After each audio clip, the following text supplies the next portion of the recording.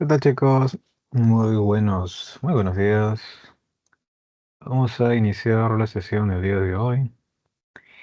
Esta vez vamos a hablar del sistema endocrino humano y del sistema inmune. Pero justamente como el sistema endocrino humano involucra a la participación de moléculas químicas que conocemos como hormonas, vamos a hablar también de cómo trabajan estas moléculas en las plantas. Vamos a empezar.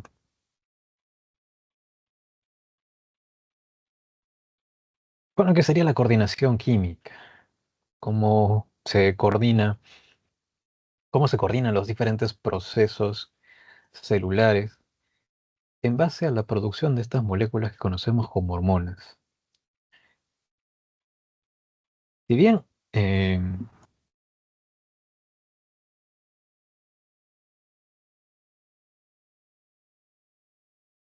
si bien en el caso de nosotros, por ejemplo, los seres humanos, cuando queremos que otra persona ejecute una determinada acción, se lo podemos señalar mediante el lenguaje, o por ejemplo, cuando tu mamá te manda a comprar pan, ¿no? Y tú efectivamente vas a comprar pan, ¿no? Ejecutas esa respuesta ante el mensaje de tu padre o de tu madre. Las células, si bien no tienen lenguaje corporal o hablado, van a tener un lenguaje químico. Y ese lenguaje químico se va a llevar a cabo gracias a la producción de estas moléculas que se conocen como hormonas. Estas hormonas son mensajeros químicos, entonces van a llevar un mensaje.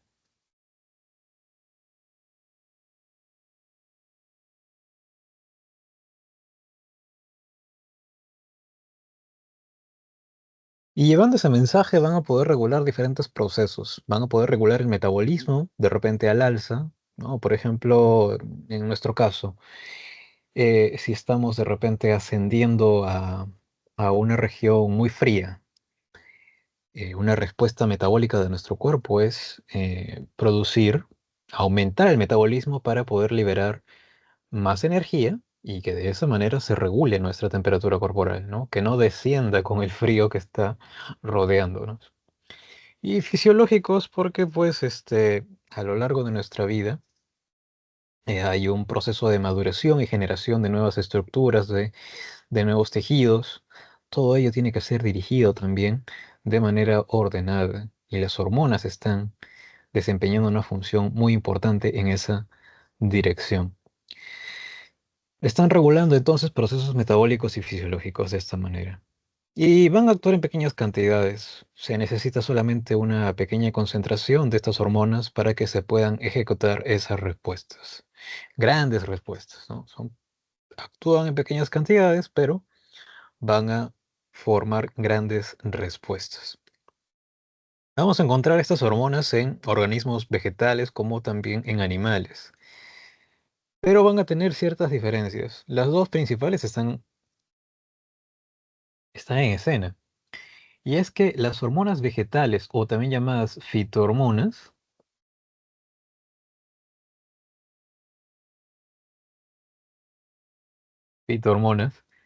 van a ser producidas por células aisladas. No están formando ningún tipo de órgano. Pueden ser células que se encuentran en el tallo, en la raíz, en las hojas. La cuestión es que ellas van a estar produciendo las hormonas. No sucede así con los animales, ya que los animales tenemos glándulas especializadas. Hay conjuntos de células especializadas que forman estas estructuras llamadas glándulas, como por ejemplo en nuestro caso podría ser la tiroides, podría ser la hipófisis, podría ser la paratiroides, el timo, glándulas que están produciendo estas hormonas. Ya no son solamente células aisladas, sino que están formando una estructura especializada. Segunda diferencia, las hormonas vegetales no son específicas. ¿Qué quiere decir? Que su efecto puede ser generalizado a toda la planta. No es que trabajen solamente o bien a nivel de la raíz o bien a nivel de una porción específica de la planta, ¿no? Pueden actuar a nivel de todo el cuerpo. Lo que no sucede con los animales, porque por ejemplo, Si tu hipófisis produce la hormona tirotropa, esa tirotropa va a actuar solamente a nivel de la tiroides.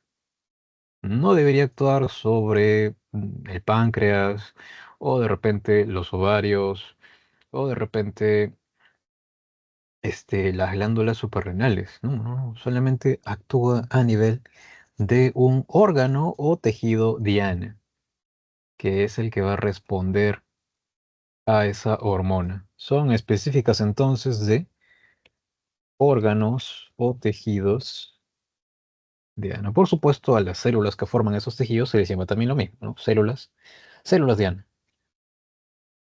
¿Por qué responden esos órganos y no responden esos otros órganos de esa hormona? Ya lo vamos a ver en un ratito. Vamos a ver el fundamento de por qué estos responden y estos otros no. Primero vamos a hablar aquí de las fitohormonas. Vamos a empezar con las fitohormonas, que sí, en realidad pues van a estar también regulando todo el crecimiento y desarrollo de la planta, desde que germina de la semilla hasta su formación de tallos, raíces, floración, formación de fruto. Todo ello va a ser dirigido por fitohormonas. Y si bien en nuestro caso, como animales que somos, las glándulas endocrinas que producen hormonas las vierten directamente a la sangre, que es la que se encarga de transportar estas hormonas por todo el cuerpo. En el caso de las fitohormonas, estas se van a transportar a través del floema o también simplemente por difusión. Puede, el efecto puede inducirse en células aledañas a las que las produjeron, células vecinas, ¿no? Por ejemplo, aquí en este detallito que tenemos aquí, en este ápice, si estas celulitas hubieran producido auxinas, su efecto podría llevarse a estas células vecinas que están por aquí, ¿no? Eso sería por difusión solamente. Estas hormonas van a estar dirigiendo entonces el crecimiento y desarrollo de la planta y pueden ser clasificadas en dos grupos, las principalmente estimuladoras y las principalmente inhibidoras. Se les llama así principalmente porque en realidad tienen varios efectos,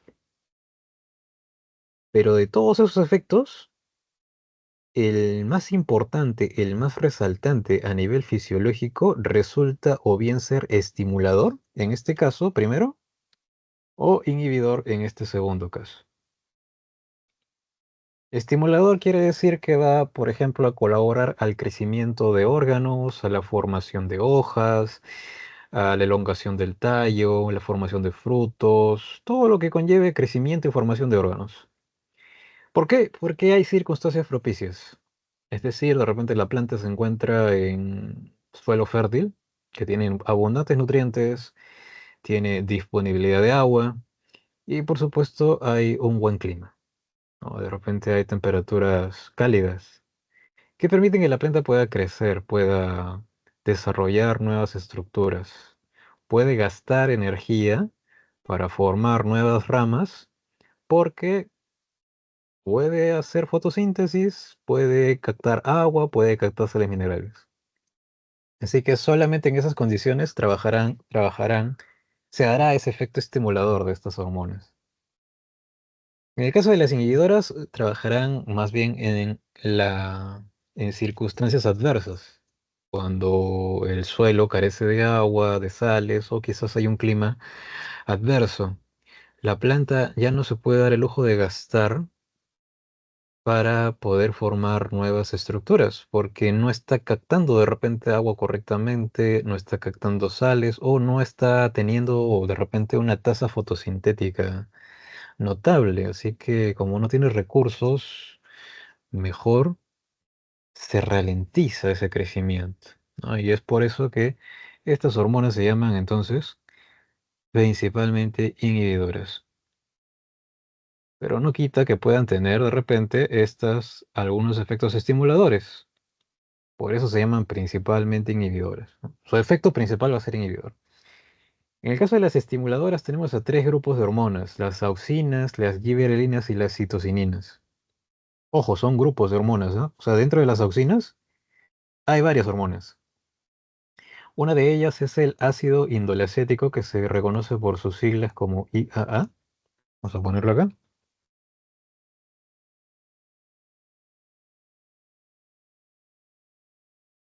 Y su lugar de producción va a ser en los meristemos vegetales, en los meristemos apicales, por ejemplo, del tallo y de la raíz.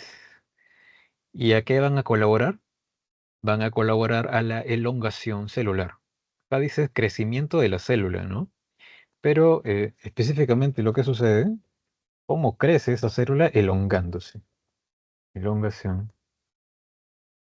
celular. O sea, de así de chiquitita que está la célula,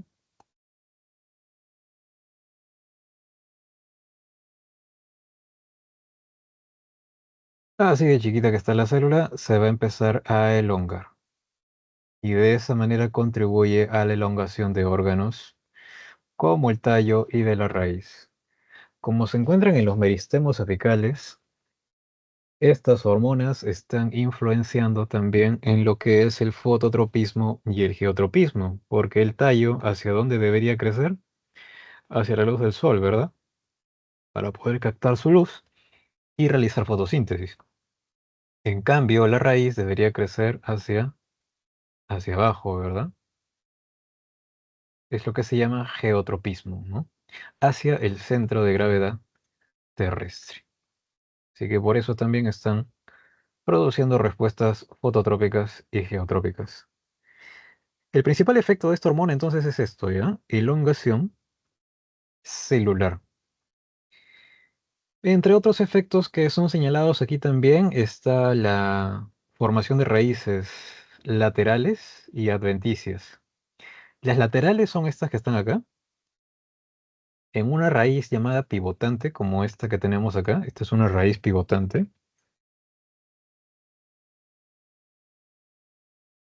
Hay una raíz principal y hay raíces laterales o secundarias. Esas raíces laterales son formadas por estimulación de las auxinas. Y una adventicia, ¿qué es una raíz adventicia? Esta raíz que nosotros tenemos acá proviene proviene de la raíz embrionaria que salió de la semilla que originó esta planta. O sea, podríamos decir que tiene origen embrionario.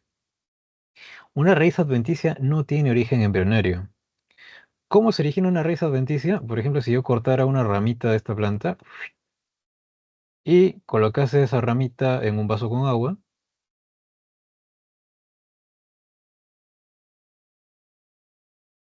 ¿y qué pasa después de algunos días? Que de esa ramita empiezan a salir raíces. Y yo puedo colocar esa ramita luego en suelo fértil y de esa ramita se generará una nueva planta. Ese es un tipo de reproducción asexual. Pero lo que ha sucedido aquí, esas raíces ya no tienen origen embrionario, pues, ¿no? Porque no se han originado a partir de una semilla, sino a partir de un órgano extirpado de una planta adulta. Esas son raíces adventicias. Quiere decir, pues, que si yo coloco esa ramita en una solución que tenga auxinas, esas raíces van a salir más rápido todavía, ¿no? Porque ese es su efecto estimulador. Y también están estimulando la formación del xilema y floema, que tú ya conoces, que son los tejidos conductores. Conductores. Auxinas, entonces. En el caso de las giberelinas, también son un grupo de hormonas donde está el ácido giberélico. Y aquí el efecto principal por el que se les reconoce, bueno, son dos, ¿ya? Primero, el más conocido, estimulan la germinación de las semillas. Cuando una semilla cae en suelo fértil, que tenga nutrientes, que tenga agua, puede germinar, como está sucediendo acá. Porque si no hay nada de eso, pues ¿cómo se le va a ocurrir germinar a la semilla? Pues imagínate, germina y se muere, porque ya no va a tener dónde captar agua, de dónde captar sales. Así que, si hay todo eso, las giberelinas lo que van a hacer es estimular la hidrólisis del endospermo. Porque en una semilla como esta que estamos viendo acá, hay dos elementos importantes. Si esto fuera una semillita, vamos a encontrar por aquí al embrión, que es una planta en estadio embrionario. Y vamos a encontrar al endospermo. Esta raicilla embrionaria que está saliendo allí provendría del embrión, ¿no? Tiene que salir una raíz embrionaria y un tallito embrionario. Pero para poder sostenerse durante esos primeros momentos de vida necesita energía. ¿Y de dónde la va a obtener? De la hidrólisis del endospermo, porque este endospermo contiene sustancias de reserva. Puede tener almidón, puede tener de repente también aceites. Esas moléculas van a ser metabolizadas para generar la energía que se necesita para sostener a esa plantita bebé que está creciendo allí. Entonces, ¿cómo lo hacen? ¿Cómo estimulan la germinación? Estimulan la hidrólisis del endospermo. Eso es su efecto. Pero también tienen un efecto a nivel del tallo. Pueden estar también colaborando a la elongación de las células, como dice acá. Sin embargo, eso es un principal efecto de las auxinas, ¿ya? Van a compartir efectos estas hormonas, pero el principal causante de la elongación celular van a ser las auxinas, ¿ya? Más bien las giberelinas van a estar colaborando en la elongación del tallo, que es otro de esos efectos conocidos. Por eso aquí te han puesto dos plantitas, ¿no? Una plantita chiquitita, sin giberelinas. Su tallo no se ha desarrollado. Y la segunda que está recontra alta, ¿no? Por acá.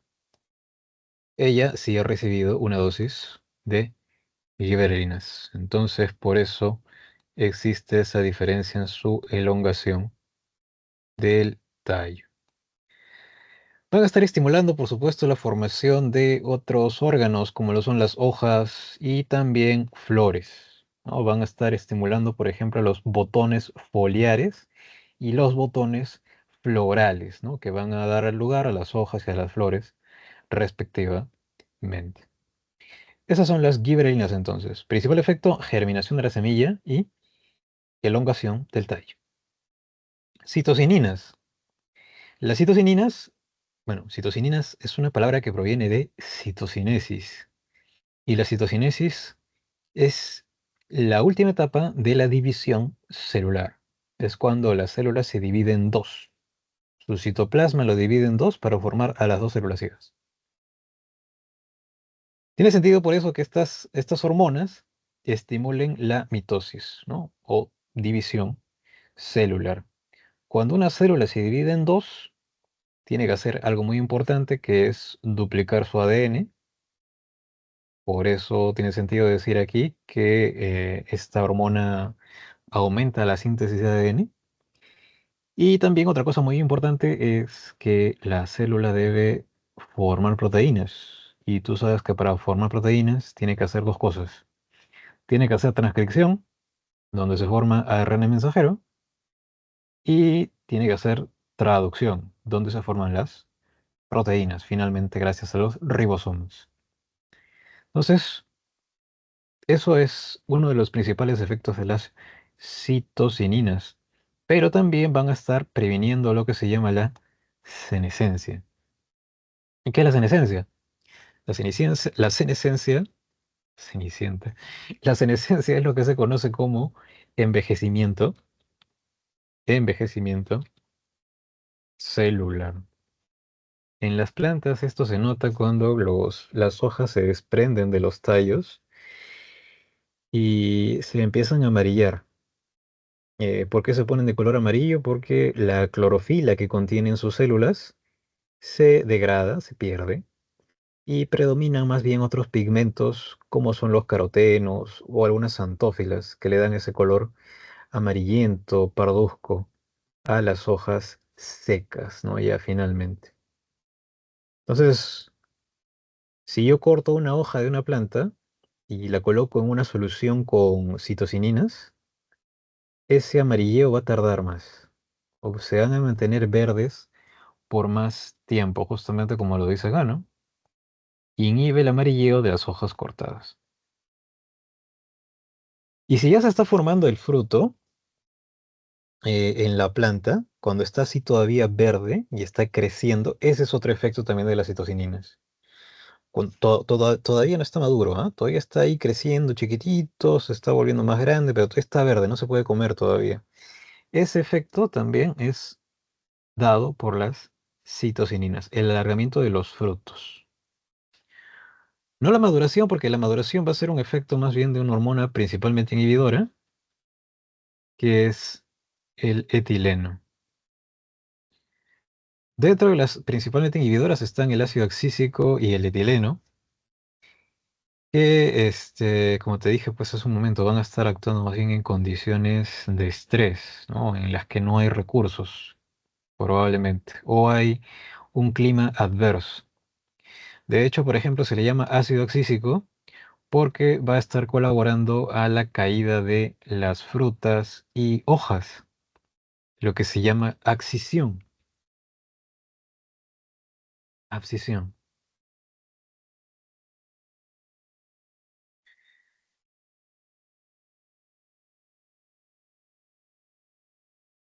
Que sería, pues, una de las características de la senescencia, ¿no? Que es justamente como se exhibe la senescencia en las plantas. Si bien a nosotros, por ejemplo, nos sale arrugas, nos duele el cuerpo, aquí más bien se les empiezan a caer las hojitas, ¿no? Y se van volviendo de color amarillo. Esto va a ser favorecido por la presencia del ácido axísico. Y por otro lado, dice acá que está regulando el cierre de los estomas en las hojas. ¿Por qué sucede esto? ¿Por qué se tienen que cerrar los estomas? Recuerda que el agua se captaba a nivel de la raíz para formar parte de la savia bruta, y esta savia bruta tenía que ascender a través de los vasos del xilema hacia los órganos superiores. Pero ¿cómo sucedía ese ascenso? Porque los órganos que están aquí en la parte superior, como las hojas, tenían los estomas abiertos. Y al tener los estomas abiertos, a través de ellos se pierde vapor de agua, agua en estado gaseoso. Como había menor, como se está perdiendo agua ahí arriba, había menor, ¿no? Por acá, menor concentración, y por aquí se está ganando, más bien hay mayor concentración. De esa manera el agua de la savia bruta asciende. Pero ¿qué pasa si hay sequía y no hay captación de agua por acá? No le conviene a la planta seguir perdiendo agua por aquí arriba, ¿no? Tiene que hacer entonces, ¿qué tiene que hacer entonces? Tiene que cerrar los estomas, ¿no? Para que no haya un déficit de agua en la planta. Regula el cierre de estomas, entonces, por eso es importante. Por otro lado, esta planta es el antagonista de las giberelinas, porque si bien las giberelinas estaban estimulando la germinación y estaban estimulando los botones foliares para formar hojas y flores, esta más bien las hace dormir.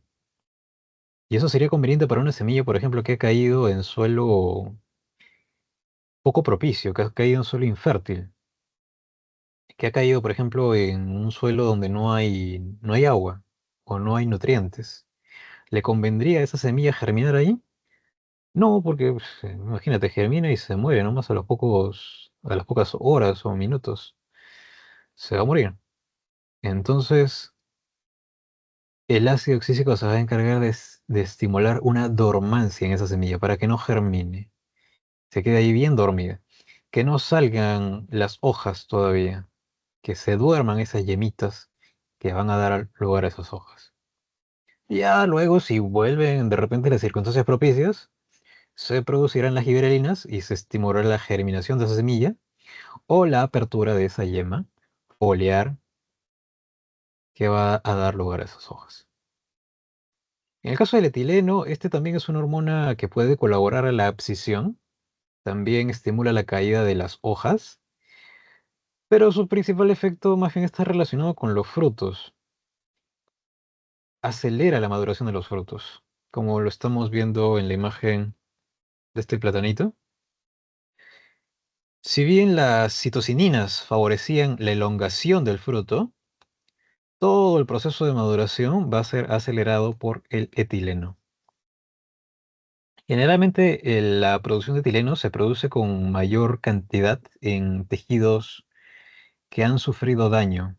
Por eso, por ejemplo, un platanito así que ya está, aquí ya está en sus últimas etapas de maduración, cuando se apachurra más, se vuelve más marrón todavía, más rápido. Porque si lo has apachurrado, sus tejidos se han dañado y están produciendo etileno, ¿no? Lo que favorece que madure más todavía ese tejido del plátano. Sucede con cualquier fruto, ¿no? Con las manzanas, por ejemplo, también. Ese es el principal efecto entonces del etileno. Es un gas, recuerda eso, ¿no? Es un gas. Y además puede ser inhibido por otro gas, el dióxido de carbono. Em, Eso quiere decir que, por ejemplo, si yo quiero retardar la maduración de ese platanito, lo puedo colocar en una cámara con dióxido de carbono y de esa manera se mantendrá verde por más tiempo. Interviene en el gravitopismo, que quiere decir que va a estar interviniendo en el crecimiento de la raíz, ¿no? Aquí esto es un ejemplo de que, de que el etileno no solamente es una hormona inhibidora, ¿no? Al colaborar a la abscisión, sino que también puede estar estimulando el crecimiento de las raíces en ciertas circunstancias. Eso es lo que sucede entonces con estas dos hormonas principalmente inhibidoras. Y por aquí podemos ver, por ejemplo, cómo antagonizan las auxinas con el etileno. Mientras están fluyendo auxinas por el peciolo de esta hoja, la hoja se mantiene adherida al tallo. Más bien cuando empieza a suceder una formación de etileno, quizás de repente ante un clima adverso, eh, se reduce el transporte de las auxinas a través del peciolo y eso promueve la formación de enzimas hidrolíticas que van a hidrolizar la pared de las células que están aquí y eso permite pues que finalmente la hoja se desprenda. Y desprendida pues como te dije pues las clorofilas se van a empezar a degradar, ocasionando que la hoja se ponga de color amarillo. Ahí están esas dos hormonas. Y el etileno también puede colaborar entonces a la abscisión, como lo estamos viendo aquí. Pero podría ser perfectamente también desempeñado por el ácido abscísico. Y en este último gráfico que estamos viendo acá, este gráfico nos ayuda a observar pues cómo qué hormonas están trabajando en determinadas etapas del desarrollo de una planta, ya sea una semilla o ya sea una planta adulta. Cuando es una semilla que ha caído en suelo fértil, en suelo con recursos, puede germinar. Ahí está, le ha salido su raicita y le ha salido su tallito embrionario. ¿Quién colabora que suceda eso? Las gibberelinas. Estimulan la germinación. Ya luego que tiene que crecer y desarrollarse hasta una planta recontra adulta, ¿no? Todo ese proceso va a ser favorecido por las hormonas principalmente estimuladoras, que son las gibberelinas, las auxinas y las citocininas o también llamadas citoquininas, ¿ya? Pueden recibir, puede recibir esos dos nombres. La formación de flores también va a ser favorecida por las tres hormonas principalmente estimuladoras, ya sea como botón floral hasta su apertura. Y el etileno en algunas plantas, aquí también se puede ver que no es totalmente inhibidora, puede tener también una influencia en la formación de flores también, en algunas plantas. El desarrollo del fruto, desde su formación que está verde hasta su elongación, va a ser favorecido por las también tres principales hormonas estimuladoras. Y la última etapa, la de maduración, será favorecida más bien por el etileno. En el caso de la senescencia, ¿no? Por ejemplo, esta planta que ha perdido todo su follaje, quizás por un clima frío, gélido, ya sabes quiénes se encargan de hacer caer las hojas. El ácido oxílico en primer lugar, pero también lo hace el etileno. Si más bien hubiese sucedido lo contrario, de que esa semilla no cayó en un suelo fértil, sino que cayó en un suelo árido, desértico, pues que no se le ocurra germinar, ¿no? Porque si no se va a morir. Así que el ácido oxílico va allí a predominar, estimulando la dormancia de la semilla, es decir, que no germine, que se quede allí bien dormidito. El ácido oxílico trabaja en esas circunstancias. Básicamente, entonces, dependiendo del estadio de una planta, vamos a encontrar diferentes tipos de hormonas trabajando con mayor intensidad, ¿no? Desde su germinación hasta su posterior desarrollo como planta adulta. Y eso sería básicamente lo que sucede con las plantas, con las fitohormonas. Nada más que revisar respecto a esto. La parte más, bueno, en realidad no es tan complicado, pero quizás un poco más extensa, es la que concierne las hormonas humanas, que van a ser producidas por las glándulas endocrinas que conforman este sistema endocrino humano. Vamos a empezar entonces ahora con el sistema endocrino humano. Estas glándulas que están repartidas a lo largo de todo el cuerpo son como los miembros de una orquesta de música, ¿sí? Donde hay saxofonistas, chelistas, violinistas, contrabajistas. Todos ellos están formando un grupo para tocar una sinfonía. Pero hay un director que los está dirigiendo. Así también estas glándulas también tienen un director que los está controlando. Y esa glándula se encuentra aquí en la cabeza, está anexa al hipotálamo. Se llama la hipófisis o también se le llama glándula pituitaria. Son sinónimos, ¿ya? Se le llama glándula de control o también se le llama glándula maestra.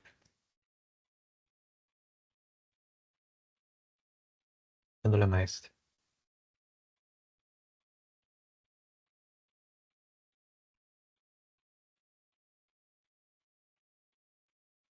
Porque es la que va a estar produciendo hormonas que se dirigen a estas otras glándulas para inducirlas a que secreten también sus propias hormonas. Por eso es la glándula de control. Pero a pesar de que se le llama glándula de control, ella también está controlada por alguien. Ella se encuentra, como te dije, anexa al hipotálamo, que justamente es una región del sistema nervioso central. Y ese hipotálamo es el que controla a la pituitaria. Por eso dice que finalmente aquí, ¿no? Su centro de control se ubica en el hipotálamo. Porque el hipotálamo está controlando la hipófisis y la hipófisis es la que controla a todo el resto de glándulas. Si te preguntas alguna vez, ¿para qué sirve el hipotálamo? Bueno, lo más simple que tienes que hacer es imaginarte que eres un animal salvaje. Olvídate de que eres un ser humano civilizado. Olvídate de que habitas en una ciudad. Imagínate que eres un animalito que vive en el bosque, en la selva. ¿Qué cosa sería lo más importante para ti? Olvídate que tienes que ingresar a San Marcos. No, ya olvídate de eso.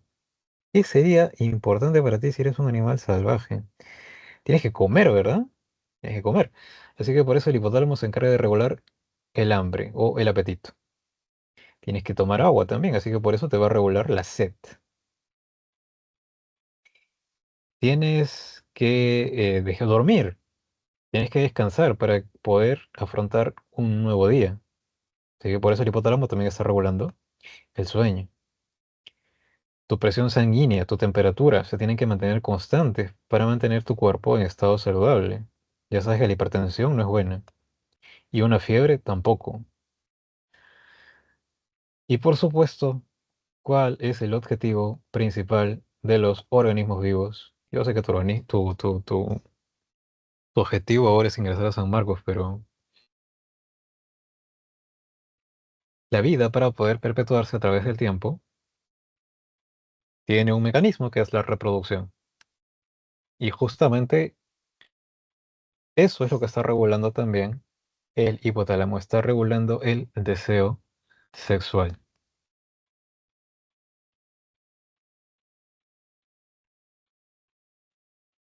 Por eso digo que te imagines que eres un animal salvaje, ¿no? Todo lo que quizás sea principal para ti en este momento, excepto comer y beber, por supuesto, ¿no? Pierde relevancia cuando nos encontramos en otras circunstancias, ¿no? Eso es lo que sucede. El hipotálamo va a producir hormonas también. Por eso es que controla la hipófisis, para que ella produzca hormonas o también se almacenan hormonas en ella. Ya vamos a ver cómo sucede eso. Recuerda que las glándulas endocrinas no tenían conducto y vertían sus secreciones directamente en el torrente sanguíneo, tal y como lo estamos viendo por acá, ¿no? Estas hormonas se van a los vasos sanguíneos y desde allí viajan a todo el cuerpo hasta encontrar su órgano diana, ¿no? Porque recuerda que son hormonas animales, son específicas de órganos o tejidos diana, que están formados, por supuesto, también por células diana, que responden a esa hormona. Y aquí es donde vamos a ver esa explicación de por qué algunos tejidos responden a esa hormona y otros no responden. Las células que conforman esos tejidos u órganos diana tienen receptores que se unen a esas hormonas en específico, ¿no? Por ejemplo, aquí llega esta hormona y se unen los receptores que están presentes en la célula diana. En cambio, una célula de otro tejido, o como la han llamado aquí, célula no diana, no tiene esos receptores, así que la hormona pasa de frente, no le hace caso. O tiene receptores también, pero esos receptores son para otra hormona, no son para esa que tiene como símbolo ese triángulo amarillo. Por eso esta no responde. Va a depender de los receptores que tiene. Si tiene receptores para esa hormona, responde. Si no los tiene, no va a responder. Esa es la explicación.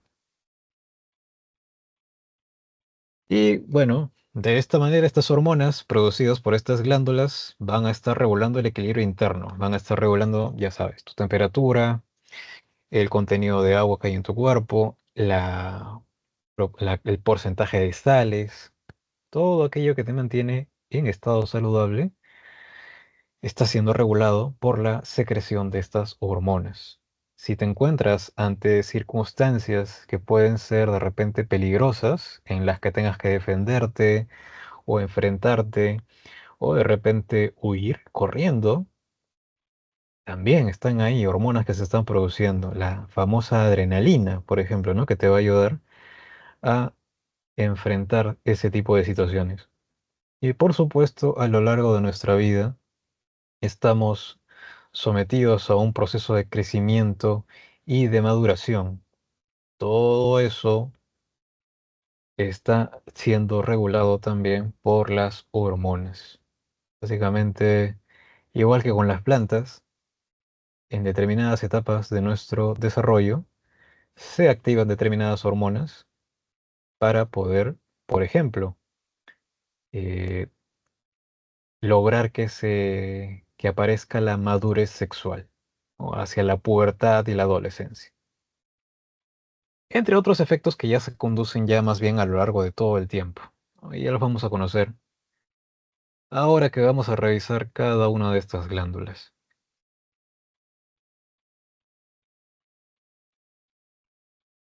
Estas hormonas, de acuerdo a su naturaleza química, pueden ser proteicas o pueden ser esteroideas. Claro que hay hormonas también que son oligopéptidos, algunas son de aminoácidos, pero recuerda que todos ellos son también derivados de proteínas, ¿no? En el caso de las esteroideas, estas más bien son de naturaleza lipídica, ¿no? Por eso en la primera semana, cuando hablamos de los principios inmediatos orgánicos, hablamos de proteínas y de lípidos, ambos podían tener función hormonal. Una importante hormona proteica es la insulina. Y dentro de las hormonas esteroideas están, por ejemplo, las famosas hormonas sexuales. Dependiendo de su naturaleza química, estas van a tener diferente mecanismo de acción sobre la célula diana. Por ejemplo, aquí estamos empezando con las hormonas proteicas.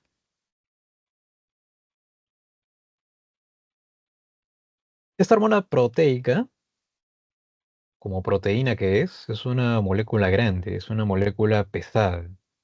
Así que ella no puede atravesar la membrana libremente para llevar su mensaje, porque recuerda que es una hormona, es un mensajero químico. Así que no va a poder cruzar la membrana. ¿Qué cosa hace entonces? Se une a un receptor, a su receptor que se encuentra justamente en la membrana. Y al unirse a su receptor, origina una señal para una molécula que se encuentra en la cara interna de la membrana, que se llama la adenilato ciclasa, que tiene forma de Y.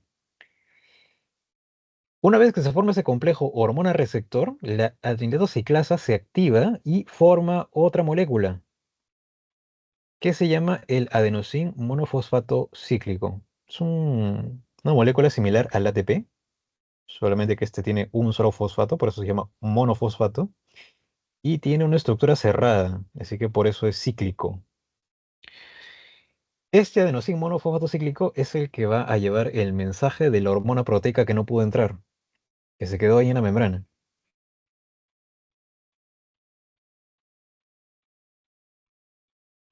¿Cómo lo hace? ¿Cómo va a desatar una respuesta en esta célula diana? Se va al núcleo. Y la manera en la que ejecuta una reacción en esta célula diana es o bien aumentando o reduciendo la formación de una proteína. Y tú sabes que para formar una proteína, ya sabes qué hay que hacer, ¿no? Hay que hacer transcripción y hay que hacer traducción. Por eso es que este adenosín monofosfato cíclico se puede ir al núcleo y allí aumentar la transcripción de un gen o bien reducir la expresión de un gen.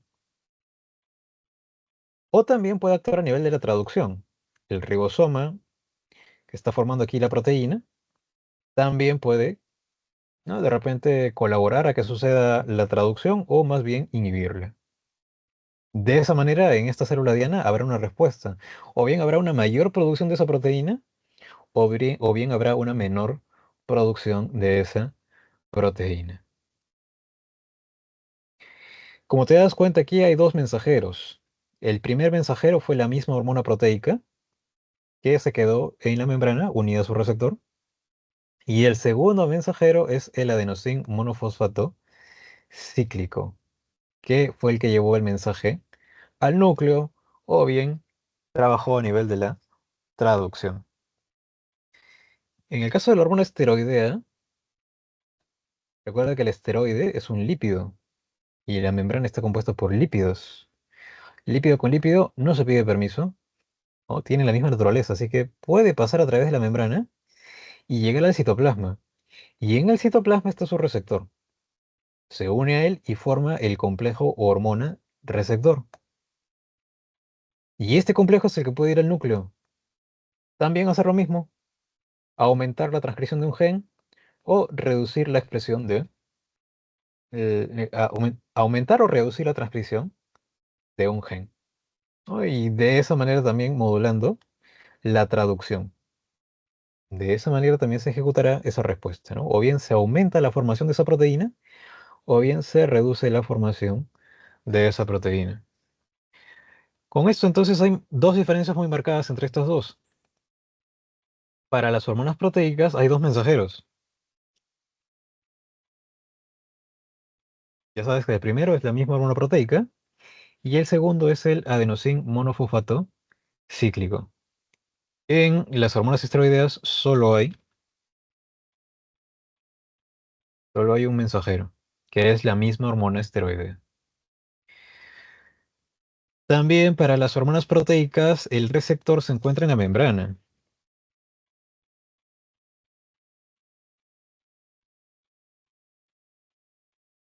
No así con las hormonas esteroideas, donde se encontraba el receptor, se encontraba en el citoplasma.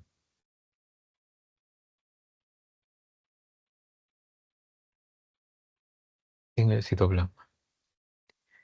Bien, eso es lo que sucede entonces con estos dos tipos de mecanismo. No te olvides de esas dos diferencias muy marcadas. Empezar ahora sí con las glándulas del sistema endocrino humano. Vamos a empezar con las que están en nuestra cabecita. Aquí podemos ver cómo es que la pituitaria o hipófisis está unida al hipotálamo. Aquí está el culpable de que sientas hambre.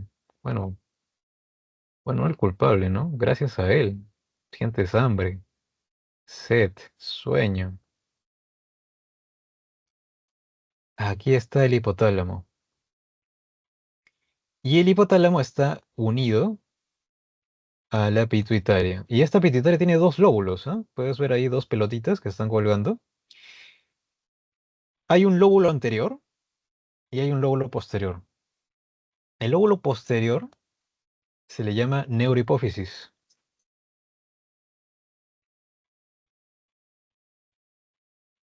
Y el lóbulo anterior se le llama más bien adenohipófisis.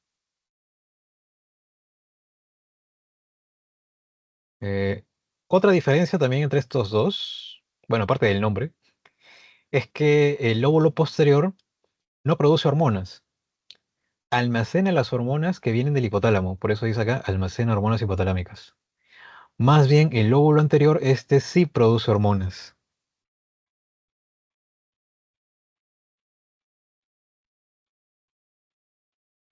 produce hormonas.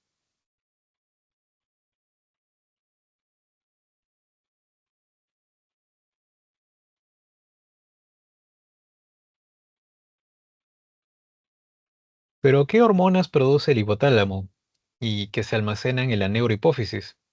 En el hipotálamo vamos a encontrar dos lóbulos, el lóbulo paraventricular y el supraóptico, que respectivamente van a producir oxitocina y la famosa antidiurética o también llamada vasopresina. Esas dos hormonas se vierten en la neurohipófisis y allí se almacenan. Por eso es que las encuentras allí. Pero la neuro no está produciendo esas hormonas, ¿ah? No está produciendo oxitocina o antidiurética. Las produjo el hipotálamo. En el caso de la adenihipófisis, esta produce sus hormonas, pero es justamente también porque el hipotálamo envía hormonas que se llaman factores de liberación u hormonas liberadoras. Esos factores de liberación actúan sobre las células de la adenihipófisis y las estimulan a que produzcan hormonas. ¿Qué hormonas? La tirotropa o tirotrofina, la adrenocorticotrofina o adrenocorticotropa, la prolactina, la somatotrofina o somatotropa, y la folículo estimulante y también la luteinizante. Esas son las hormonas que se producen en la adenihipófisis. Vamos a ver ahora qué efectos tienen estas hormonas.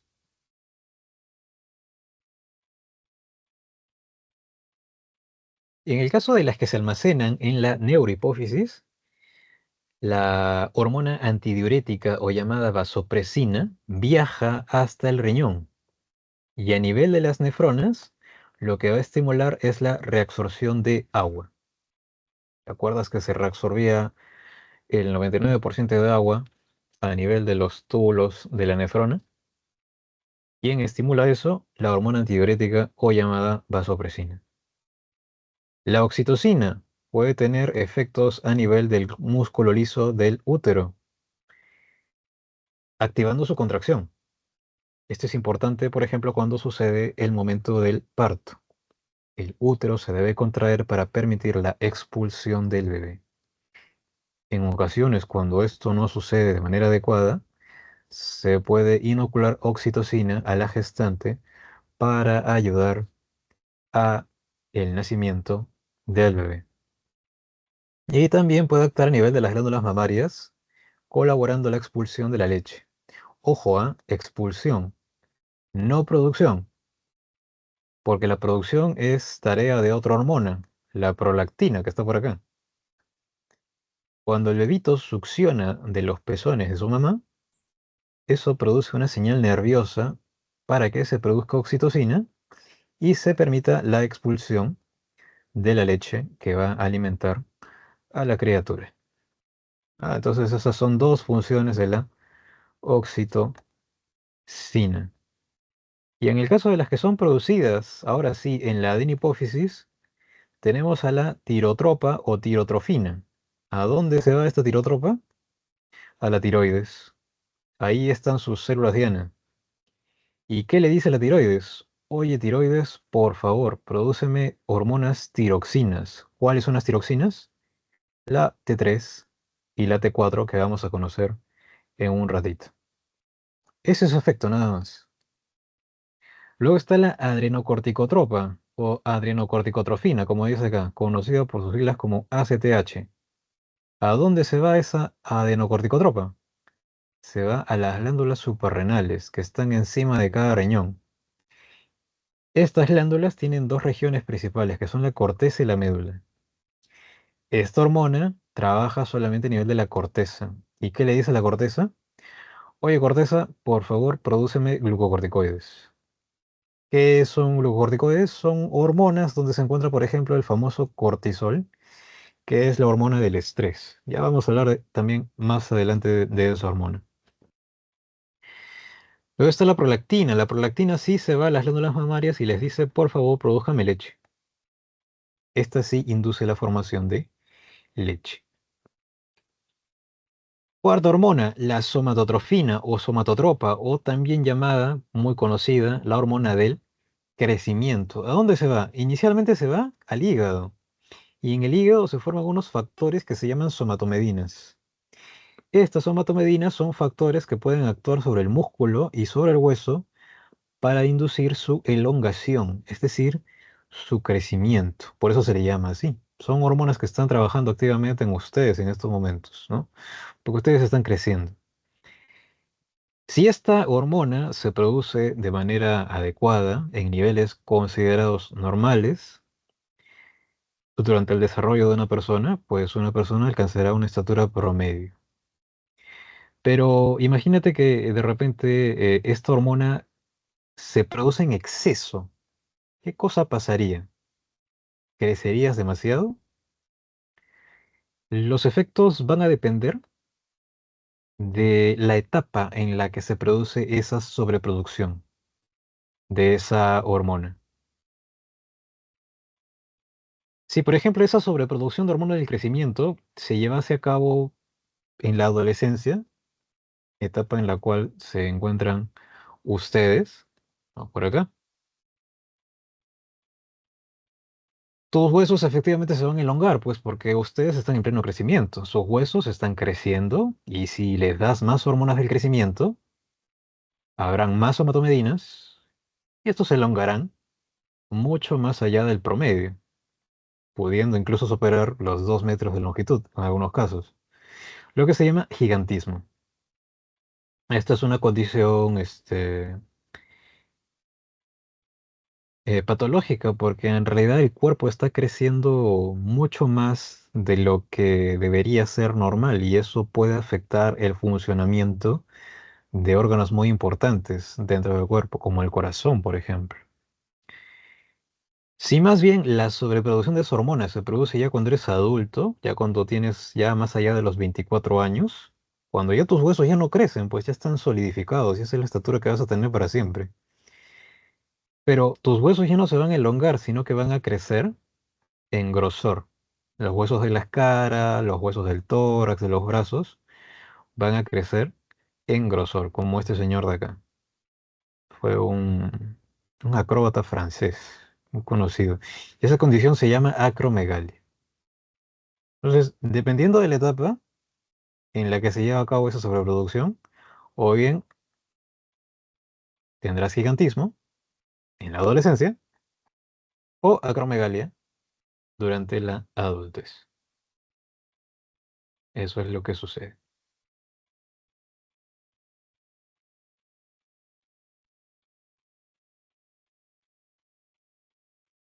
Justamente, como ustedes ya sabrán, pues también las hormonas actualmente se pueden sintetizar artificialmente por ingeniería genética utilizando bacterias. Esta hormona tiene su versión artificial también y fue la que se inoculó pues nuestro amigo Lionel Messi, ¿no? Para poder ganar un poco más de estatura cuando era un jovencito. Es la hormona del crecimiento. Faltan dos hormonas más que son la folículo estimulante y la luteinizante.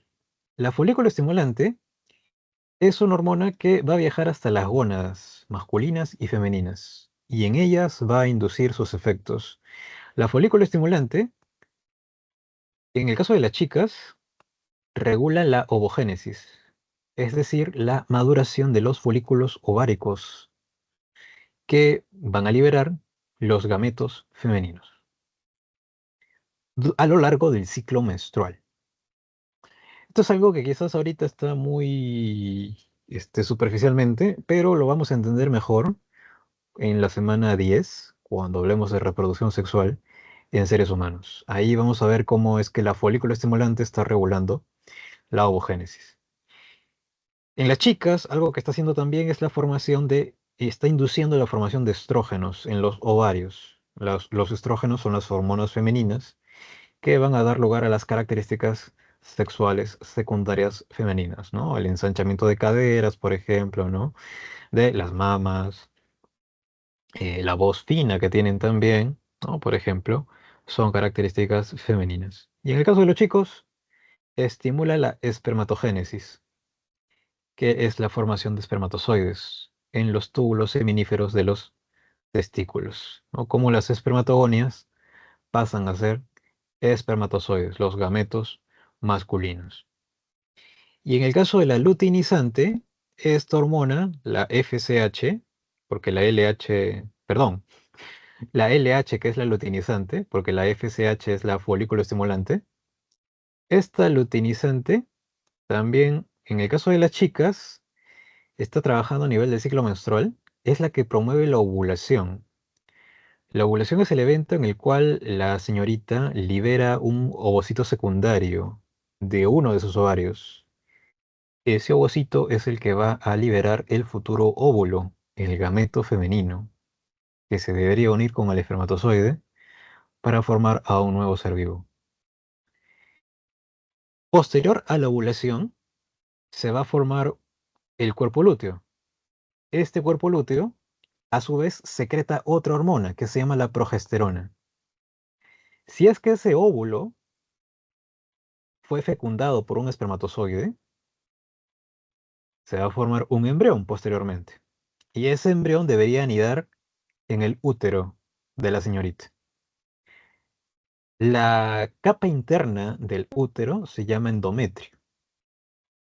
Ese endometrio es el que sufre un engrosamiento durante el ciclo menstrual y debería mantenerse engrosado gracias a la progesterona. Esa es la función de la progesterona, mantener el engrosamiento del endometrio. ¿Para qué? Pues si hubo fecundación, ese embrión va a anidar en el endometrio, que está bien grueso. Si no hubo fecundación, el cuerpo lúteo degenera, ya no hay progesterona, el endometrio se desprende y es todo ese flujo sanguinolento que las señoritas expulsan en la menstruación. Es endometrio que se desprende del útero. Pero si hubo fecundación, si hay cuerpo lúteo, hay progesterona, no debería haber menstruación, ¿no? Por eso es que las señoritas a veces le dicen a su pareja muy asustada, oye, no me viene la menstruación. Probablemente porque han tenido relaciones sexuales sin protección y de repente hubo un embarazo, ¿no? Eso también lo veremos más a fondo en la semana 10, ¿no? Aquí solamente estamos viendo cuáles son los efectos de la hormona, ¿no? Y en el caso de los chicos, en el caso de los chicos también trabaja a nivel de los testículos, pero va ahora a las células de Leydig que se encuentran en ellos, en los testículos, e inducen la secreción de la hormona sexual masculina, que es la testosterona, la que da lugar a los caracteres sexuales secundarios masculinos, ¿no? El ensanchamiento del tórax, el vello facial, la voz grave, esas cosas características de los varones. Aquí están promovidas por la luteinizante. Ahí están entonces las hormonas producidas por la adenohipófisis y las que se almacenan en la neurohipófisis con sus efectos conocidos. Vamos ahora. No vamos a salir de la cabeza todavía, porque en la cabeza todavía hay otra glandulita. La glándula pineal o epífisis. Esta glándula va a producir una hormona muy importante que se llama la melatonina. También puede producir serotonina, dopamina, histamina, pero la principal es esta. ¿Cuál es su efecto? Regula los ritmos circadianos. ¿Qué es un ritmo circadiano? Te preguntarás. Circadiano significa circa, alrededor, diano, día. Lo que sucede alrededor del día. ¿Y qué pasa durante el día? Pues cuando hay luz estás despierto y cuando es de noche no hay luz, te da sueño, ¿verdad? Eso es lo que debería suceder normalmente. Y es que la producción de esta hormona está modulada por la luz. En la noche hay un aumento de la producción de melatonina. Y en el día, cuando hay luz, hay un descenso de la producción de melatonina. Por eso es que durante el día, cuando hay un descenso de esta hormona, estamos activos. Y más bien de noche, cuando aumenta la producción, nos da sueño. De esa manera, esta hormona regula el ritmo circadiano. Regula que estés despierto durante las horas de luz y que te dé sueño durante las horas de oscuridad, de noche. Es importante que se mantenga eso, ¿no? Para que tu cuerpo esté descansado, para que esté previniendo, por ejemplo, enfermedades cardíacas y degenerativas, previniendo el estrés, ¿no? Porque creo que todos han conocido a una persona que de repente no ha dormido bien y está con un ánimo terrible, ¿no? Está enojado de repente, ¿no? No quiere saber nada del mundo. Entonces, ahí está uno de los efectos de esta hormona, ¿no? En cambio, si has dormido bien, estás relajado, estás tranquilo, estás ahí feliz, estás haciendo tus cosas, todo te parece bonito, ¿no? Pero no así cuando no duermes correctamente. Por eso se recomienda bastante que cuando dormimos hay que evitar las fuentes de luz intensa, ¿no? Si te da miedo dormir con la luz apagada, pues no pasa nada, ¿no? Apaga la luz, porque esa luz intensa va a estar afectando la producción de melatonina. Se señala también que probablemente el uso de los celulares en horas de noche también puede, en computadoras también, con la pantalla con una luminosidad alta, podrían estar también afectando esa producción de melatonina. Aunque en el último año han salido estudios de que parece que eso no es tanto así. Pero de igual manera, ¿no? Habría que evitarlo. Así que también concilias el sueño más rápido y logras dormir tus 7 u 8 horas, ¿no? Que son las recomendadas para que puedas descansar. Dice que permite adaptarte a las estaciones porque justamente dependiendo de la estación el día no dura igual, ¿verdad? En el verano el día dura un poco más que durante el invierno, que es más corto. Y por supuesto, si no duermes bien, tu sistema inmune va a estar debilitado. Así que por eso también aquí, esta hormona está encargada de estimular el sistema inmune. O sea, si no duermes bien, te vas a enfermar frecuentemente, porque tu sistema inmune no te va a poder defender correctamente. Dormir es muy importante para el cuerpo. Es recontra importante. ¿Qué cosa? Pasamos casi la tercera parte de nuestra vida durmiendo. No es algo de ociosos como frecuentemente se le señala, ¿no? Es importante dormir para mantener la salud y que puedas también fijar lo que has aprendido durante el día. Ustedes, por ejemplo, que están estudiando bastante, si no duermen, eh, esta información no les va a durar mucho tiempo, ¿no? Porque lo que ustedes aprenden durante el día, el cerebro lo va fijando durante la noche, en la memoria. Es muy importante dormir por ello. Bien, ahora sí, entonces salimos de la cabeza y pasamos al cuello, donde vamos a encontrar a la tiroides y a la paratiroides. En el caso de la tiroides, esta glandulita es una glándula bilobulada, está a la altura del cuello, y va a producir dos principales hormonas, las tiroxinas y la calcitonina.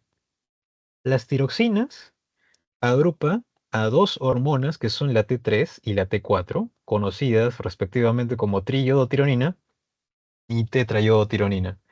Se llaman así porque necesitan yodo para formarse. Los efectos de estas hormonas tiroxinas es la de regular el metabolismo al alza, o sea, van a elevar el metabolismo. ¿Con qué objetivo? Probablemente para conseguir la termorregulación, ¿no? Como te dije, por ejemplo, si te encuentras en un clima muy frío, gélido, tu temperatura corporal tiene que mantenerse. Así que por eso se elevaría el metabolismo dentro de tu cuerpo para liberar energía, energía que va a ser utilizada para mantener tu temperatura corporal constante. Por otro lado, también están estimulando el sistema nervioso. Esa capacidad de irritabilidad que tenemos nosotros, esa característica de los seres vivos de responder o captar los estímulos externos, también está favorecida por la secreción de estas hormonas. ¿Qué pasa también con deficiencias de la formación de estas hormonas tiroxinas? Podemos presentar hipertiroidismo o hipotiroidismo. En el hipertiroidismo, hiper significa, ¿no? Es un prefijo que significa bastante, ¿no? Demasiado. Hay una hipersecreción de estas hormonas. ¿Qué pasa si hay una producción exacerbada de estas dos? Pues habrá una aceleración del metabolismo y eso conducirá a una pérdida de peso, ¿no? Porque todas tus reservas van a ser metabolizadas, van a ser gastadas, vas a estar flaquito. Y también como está estimulando el sistema nervioso, pues en este caso, si hay un exceso de estas hormonas, habrá una hiperactividad. Estas personas están ahí saltando, están ahí recontra sensibles a los estímulos del exterior, hiperactivas. Y algo que se puede ver también a nivel de los ojos es la esoftalmia, que es cuando los ojos se salen un poco de las órbitas. Parecen, bueno, se ven como ojos saltones. Es un índice de hipertiroidismo. En el caso del hipotiroidismo, más bien sucederá lo contrario, pues, ¿no? Hay un descenso, hay un descenso de la secreción de estas hormonas y eso puede conducir a obesidad, ¿no? Porque ya el metabolismo se reduce. Entonces, ¿qué pasa? Todas las grasas se van a empezar a almacenar allí, ya no se van a gastar. Y en cuanto al sistema nervioso, puede afectar el desarrollo de este y conducir a retardo mental, lo que se conoce como cretinismo. También puede haber formación de ampollas a lo largo del cuerpo, lo que se conoce como mixedema. Y un tipo de hipotiroidismo es el bocio, que justamente se produce porque hay un déficit de yodo en la dieta. Nosotros consumimos yodo en la sal, ¿verdad? En la sal que viene yodada. Pero, por ejemplo, en ciertos países en los que no hay esa disponibilidad, a veces la sal es un recurso muy apreciado. ¿Qué pasa? Si no hay disponibilidad de yodo, la tiroides necesita yodo para formar esas hormonas. Si no hay yodo, empieza a crecer exageradamente. Y eso forma un abultamiento en el cuello, lo que se llama bocio, así como acá.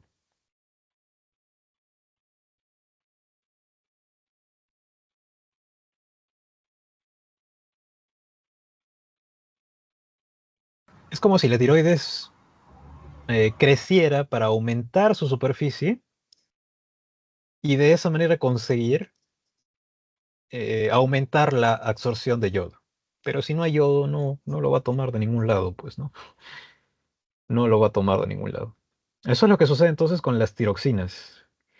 La calcitonina era otra hormona que se produce en la tiroides y esta hormona está encargada de la regulación del calcio en la sangre, pero lo que quiere esta hormona es reducir los niveles de calcio en la sangre. ¿Cómo lo hace? Tres mecanismos tiene. Esta calcitonina puede viajar a los riñones y decirle a los riñones, riñones, ya no absorban calcio. Inhibe la absorción de calcio a nivel de las nefronas. Se puede ir al intestino y le dice al intestino, oye intestino, ya no absorbas calcio. No, recuerda que el intestino está absorbiendo lo que has comido, ¿no? No, ya no absorbas calcio. Reduce, inhibe la absorción de calcio. Y se va al hueso. En el hueso había un proceso que se llamaba la resorción ósea, ¿verdad? Que sucedía cuando las células llamadas osteoclastos degradan matriz del hueso. Esa degradación liberaba calcio que iba a parar a la sangre. Porque te recuerdas que más bien quien formaba la matriz del hueso eran los osteoblastos. Entonces, si hay resorción ósea, se libera calcio que va a la sangre, aumentando la concentración de calcio en la sangre. Pero la calcitonina no quiere eso. La calcitonina quiere reducir los niveles de calcio, así que inhibe la resorción ósea. Por eso se dice que, acá dice, ¿no? Que reduce el dolor óseo, ¿no? Porque va a inhibir la resorción ósea, ¿no? La degradación de la matriz del hueso. El antagonista de esta hormona calcitonina se encuentra producido por las glándulas paratiroides. Estas van a producir a la hormona llamada paratormona. Estas paratiroides son cuatro cuerpecitos chiquitos, cuatro cuerpecitos celulares que están acá en la cara posterior de la tiroides. Por eso se llaman así, paratiroides, porque están encima de la paratiroides. Ahí están, cuatro. Produce la paratormona y básicamente pues es, si ya conoces los efectos de la calcitonina, te va a ser muy fácil recordar los de la paratormona. Porque es lo contrario. La paratormona se va a ir al riñón y que le va... Ah, si la paratormona es la antagonista de la calcitonina, la paratormona más bien quiere elevar los niveles de calcio en la sangre. Entonces se va a ir al riñón, le va a decir, riñón, por favor, absórbeme calcio. Se va a ir al intestino y va a promover la absorción de calcio. ¿Cómo va a conseguir esto? Activando la vitamina D, que es la vitamina que se encarga de regular la absorción de calcio. Y se va a ir al hueso también y le va a decir al hueso, oye hueso, por favor, haz más resorción ósea para que liberes calcio. Ese calcio también va a la sangre. De esta manera aumentan los niveles de calcio en la sangre, ¿no? Entonces, si ya sabes lo de la calcitonina, lo de la paratormona sale por lógica nada más, ¿no? Porque hace lo contrario. Si hubiese un exceso de secreción de paratormona, habrían niveles elevados de calcio en la sangre. Y como sabemos, el calcio es un ion que es necesario para procesos como lo son la contracción, como lo es la contracción muscular. Si hubiese un exceso de niveles de calcio, podría haber una excitabilidad permanente del músculo, lo que puede llevar a dolores muy intensos o estos retorcimientos que exhiben algunas personas, lo que se conoce como tetania. El músculo está sobreexcitado y por eso exhibe dolor intenso la persona, o también ahí que parece que está poseído, ¿no? Quizás en algún momento de la historia estas personas fueron señaladas como poseídas por demonios o brujería, ¿no? Pero en realidad no era nada de eso, ¿no? Simplemente era que había una hormona que estaba ahí fallando. Tetania, entonces, por hipersecreción de paratohormona.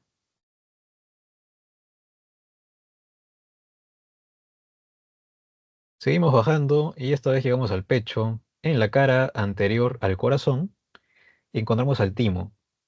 Este timo es un órgano que es muy grande en la infancia, pero se va haciendo más chiquito, hasta casi desaparecer ya cuando eres un anciano. Su principal función es producir la timosina, que es una hormona que va a estimular la maduración de los linfocitos T. Justamente porque los linfocitos T, que son glóbulos blancos, maduran en el timo. Aquí se lleva la educación de los linfocitos T, porque como son glóbulos blancos, que son parte del sistema inmune que está orientado a defender tu cuerpo, estos linfocitos son como soldaditos y hay que educarlos. Hay que enseñarles a reconocer lo que es propio para que lo protejan y no lo ataquen. O sea, que reconozcan tus células para que no lo ataquen. Y que más bien reconozcan lo que es extraño. Las bacterias, los virus, los protozoarios, para que los ataquen y los destruyan. A ellos sí hay que matarlos. Reconocimiento entonces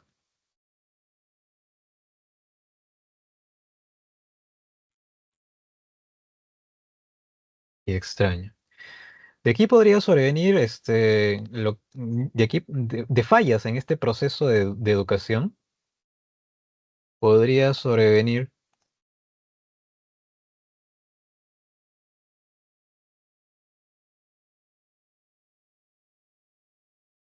lo que se conoce como enfermedades autoinmunes, en la que tu sistema inmune ataca tu propio cuerpo, ¿no? Porque probablemente los linfocitos T no han sido educados correctamente a nivel del timo. Y esas son enfermedades peligrosas también, pues, ¿no? Porque imagínate, quien está orientado, quien debería defenderte, que es tu sistema inmune, te está atacando a ti más bien, está dañando tus propios tejidos y te podría estar socavando la vida de esa manera, ¿no?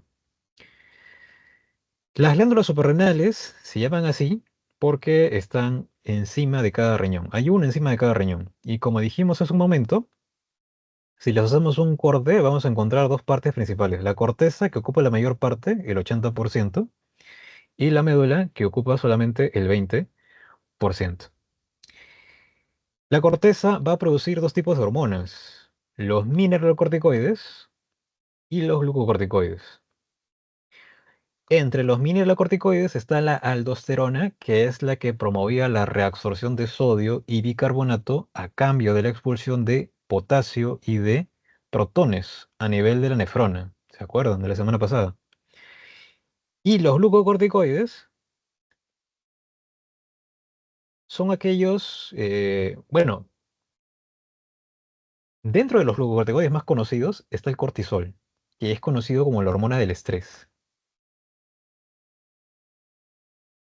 Hormona del estrés. Es la hormona que vas a hipersecretar cuando estés enfrentando el examen, ¿no? De hecho, sí. O sea, es la hormona,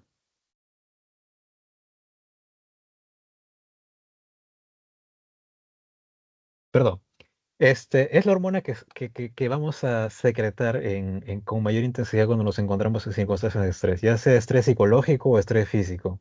¿Cómo responde tu cuerpo ante el estrés? Quiere aumentar los niveles de azúcar en la sangre. ¿Por qué? Porque si estás enfrentando de repente estrés físico, tu cuerpo quiere enviar azúcar hacia los órganos que necesitan ese azúcar para formar energía, ¿no? De repente a tus músculos, de repente a tu cerebro, ¿no? Entonces, ¿cuál es el efecto de estos glucocorticoides? Promover la gluconeogénesis. ¿Qué era gluconeogénesis? Formación de glucosa en el hígado, a partir de los residuos de ácido láctico que se formaban por fermentación. ¿Se acuerdan del ciclo de Cori? Ahí está la gluconeogénesis, ¿no? Eso es lo que promueve el cortisol. De esa manera se forma más glucosa que puede ser enviada hacia las partes del cuerpo que lo necesitan. Otro efecto también de los glucocorticoides es aumentar la presión arterial, justamente para enviar con mayor velocidad estos nutrientes hacia todas partes del cuerpo. Y esto debería suceder solamente esporádicamente, ¿no? Cuando estamos en circunstancias de estrés. Hay personas que ya entran en cuadros de ansiedad y el estrés es permanente. Y eso ya es dañino porque sostener estos efectos durante el tiempo ya van a empezar a socavar el funcionamiento de nuestro cuerpo. Y eso ya es una patología, ¿no? Esto debería suceder solamente cuando es necesario. Además del cortisol está la corticosterona y la cortisona también, que son glucocorticoides con función similar. La médula va a producir a la adrenalina, que se conoce como epinefrina también, pero también hay otra que se llama la noradrenalina,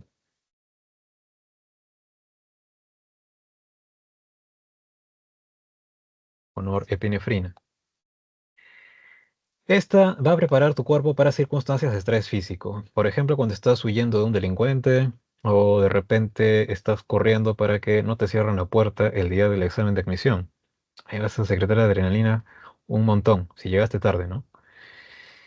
¿Qué pasa con tu cuerpo ante esa circunstancia de estrés físico? Tu frecuencia cardíaca va a aumentar, tu corazón va a latir más veces por minuto para bombear sangre hacia los órganos que necesitas, las piernas para que puedas correr, o de repente los brazos para que puedas defenderte, o para que puedas trepar y escapar de algún peligro. Los vasos sanguíneos se contraen para aumentar la presión sanguínea y seguir bombeando sangre con más fuerza hacia los órganos que lo necesitan. Y como estás haciendo ejercicio físico, necesitas respirar mejor. Así que las vías aéreas se van a dilatar, tus bronquios se van a dilatar para que puedas respirar sin tanta dificultad. Eso es lo que sucede entonces, por ejemplo, con una persona que estaría haciendo parkour, ¿no? Estas personas que saltan así de edificio en edificio, se suben a los rascacielos y están saltando por ahí como monitos ahí, no se caen. Bueno, algunos sí se han caído, ¿no?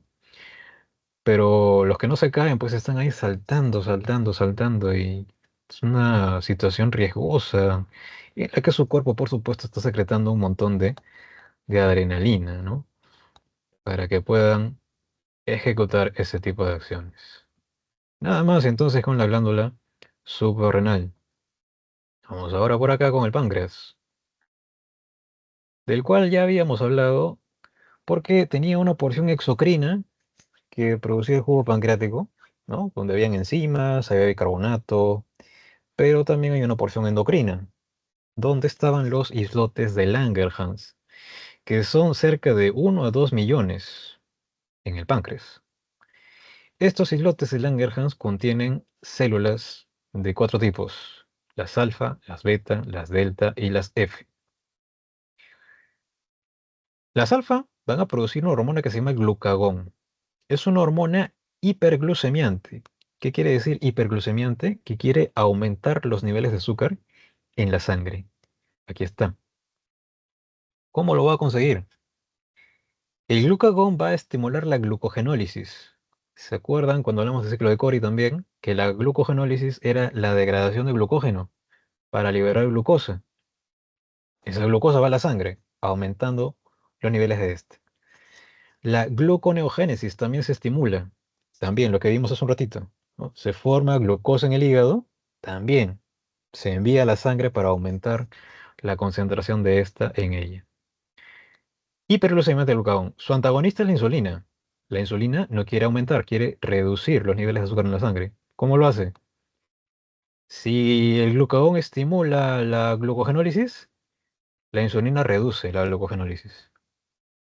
Y también lo que va a estimular es la glucogénesis. Es decir, permite que la glucosa se capte en las células para poder formar glucógeno, que es la sustancia de reserva animal. De esta manera la glucosa en la sangre desciende. Son dos hormonas antagonistas entonces. La somatostatina, que es producida por las delta, más bien, regula a la baja estas dos anteriores hormonas. O sea, reduce la secreción de insulina y reduce la secreción de glucagón. Y el polipéptido pancreático va a estar regulando, por ejemplo, la motilidad intestinal. Mientras el kilo está pasando por tu intestino delgado, eso está siendo regulado por el polipéptido pancreático que es producido por las células F. Lo más importante serían las dos primeras y hasta las tres primeras, ¿no? Sobre el cuarto no tanto. Pero sobre todo la insulina, ¿no? Que es la hormona de la cual carecen una parte de la población de diabéticos en el mundo actualmente. Porque para hablar de la diabetes, debemos entender qué cosa pasa en una persona normal primero. En una persona, mejor dicho, saludable. Una persona saludable va a producir su páncreas, sus islotes de Langerhans con sus células beta van a producir insulina. Como es una hormona proteica, ya sabes que su receptor, ¿dónde está? En la membrana, ¿verdad? Así que allí se une la insulina. Y una vez que se ha formado ese complejo hormona-receptor, se va a llevar a cabo el efecto, ¿no? Por el adenosín monofosfato cíclico. ¿Cuál es el efecto? Que unos transportadores de glucosa llamados GLUT, son varios, porque está el GLUT 4, por ejemplo, pero también está el 3, el 5, permiten que la glucosa que está en la sangre ingrese al citoplasma. De esta manera, la glucosa en la sangre se reduce. Y la glucosa que ha ingresado por acá puede ser metabolizada, ¿no? Por respiración celular para formar energía, o puede ser también utilizada para formar glucógeno. Eso es lo que hace la insulina, ¿no? De esa manera reduce el azúcar en sangre. Pero ¿qué pasa con una persona con diabetes de tipo 1? Su páncreas no produce insulina. Si no hay insulina, nadie se une al receptor. Y si no se une al receptor, no se forma el complejo. El GLUT no va a cumplir su función, así que el azúcar, la glucosa, se va a quedar aquí en la sangre, aumentando los niveles de este. Y eso a la larga puede ser dañino. Puede que suene muy romántico tener la sangre dulce, pero a la larga eso va a conducir a un deterioro de los órganos. Puede afectar, por ejemplo, el funcionamiento de los riñones, conduciendo a insuficiencia renal. Tus riñones ya no van a filtrar la sangre y probablemente vas a tener que ser sometido a un proceso de diálisis. Puede afectar también los procesos de cicatrización. Si te haces heridas, es frecuente a veces encontrar que diabéticos tienen heridas en los pies que no cicatrizan, se necrosan. Y el necrosamiento es tan grande que a veces hay que amputar la extremidad completa. Por eso no es, eh, no es que no haya que tener cuidado con esto, ¿no? Parece, sí, un aumento del azúcar en sangre nada más, ¿no? Pero en realidad hay todo un proceso por detrás que puede socavar tu vida enormemente. En la diabetes de tipo 2 sí hay producción de insulina, sí hay insulina, pero ¿qué pasa? Los receptores no responden a la hormona, son insensibles, no se quieren unir a la insulina. Si no se forma de nuevo el complejo, pues de nuevo el GLUT no cumple su función. La glucosa se sigue quedando en la sangre, aumentando los niveles de esta y también conllevando lo que ya te conté, ¿no?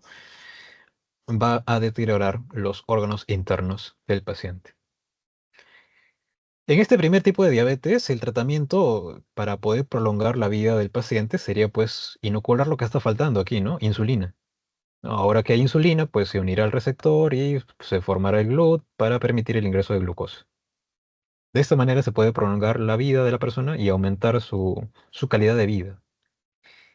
En la de tipo 2, como ya hay insulina, se les administra insulina también, pero también se les administra fármacos que sensibilicen a estos receptores, como la metformina, por ejemplo. La metformina sensibiliza a estos receptores para que se pueda unir a la hormona y conducir al efecto que ya conoces, ¿no? Que permite el ingreso de glucosa. Entonces, son enfermedades crónicas que no tienen cura, pero sí tienen un tratamiento que permite sostener la salud de la persona por más tiempo del que habría si no se sometiera a ese tratamiento. Es una enfermedad de la que hay que tener cuidado porque con cada año que pasa está aumentando la cantidad de personas diabéticas en el mundo. Esto más que nada pues por la vida sedentaria a la que nos estamos arrinconando cada año y también por el exceso de alimentos procesados, de comidas con grasas saturadas. Todos ellos son factores de riesgo que predisponen al desarrollo de la diabetes. Es una enfermedad silenciosa que empieza así sin hacerte nada, pero ya sabes qué te puede pasar a la larga. Eso es el páncreas entonces. Vamos ahora a las gónadas. Las gónadas que sufrían el impacto de las hormonas luteinizante y folículo estimulante. ¿Qué pasa en los varones? Bueno, primero que nada, para que se produzca la luteinizante y la folículo estimulante en la adenohipófisis, el hipotálamo envía una señal. ¿Cuál es esa señal? La hormona liberadora de gonadotropinas. Esa es la señal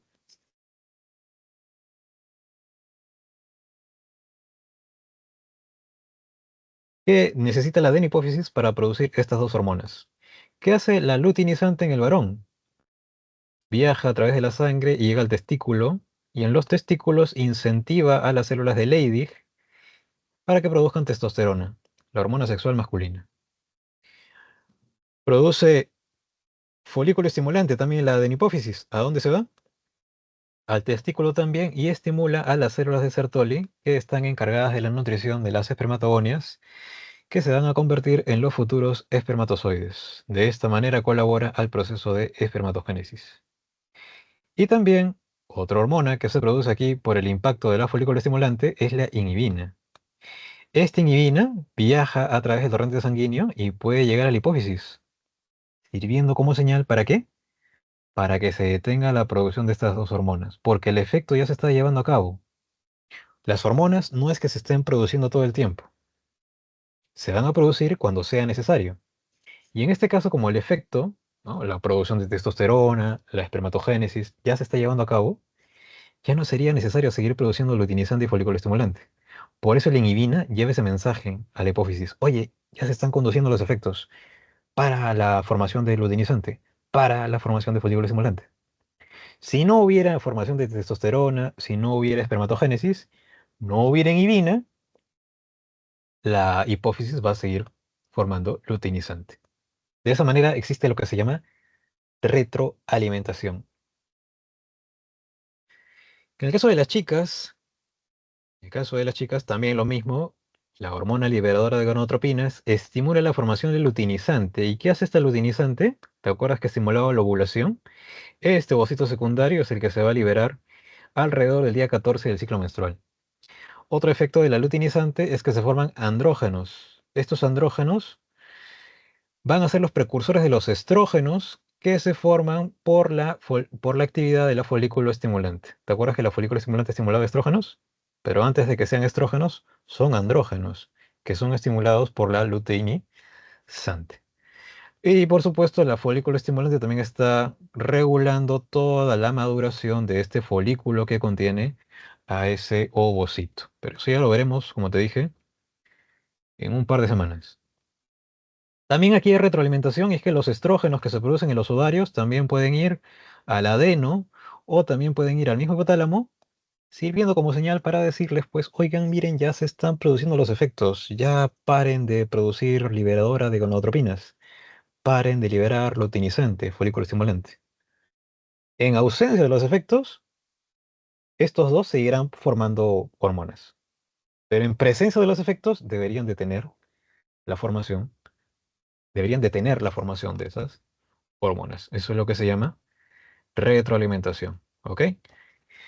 Listo, esto sería lo que pasaría entonces con las gonas del sistema endocrino. Nada más, entonces, pasamos ahora sí al sistema inmune. No sé si hay alguna pregunta hasta aquí. ¿Todo está bien? ¿Todo correcto? Ok. ¿Tienen alguna pregunta por ahí? Déjenla en el chat y la revisamos por ahí. ¿Qué pasa ahora con el sistema inmune? El sistema inmune va a estar encargado de proteger tu cuerpo de organismos considerados extraños, ¿no? Porque de ninguna manera van a permanecer, de ninguna manera van a pertenecer a tu cuerpo. Dentro de estos organismos extraños podemos encontrar, pues, por ejemplo, bacterias. Aquí tenemos a una, vamos a poner una presentación por aquí que tengo.